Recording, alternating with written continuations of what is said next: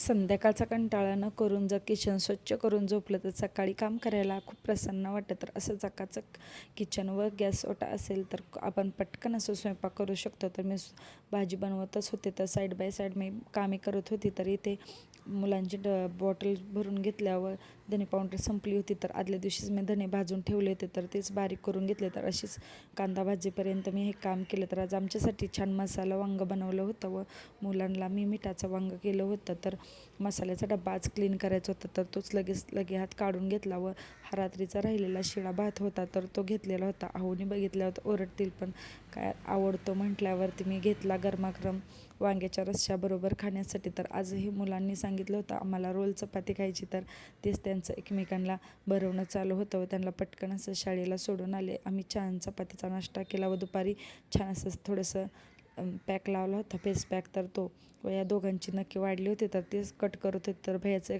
Expression पहा कशा प्रकारे आहे. त्यानंतर संध्याकाळी थोडंसं कपडे इस्त्री करायची होती, तर ती केली व संध्याकाळी यांना खेळण्यासाठी टेरेसला नेल्यावरती गाडीवरती आणली होती. तर त्यांचा आनंद पाहू शकता. आवडल्यास सबस्क्राईब करा.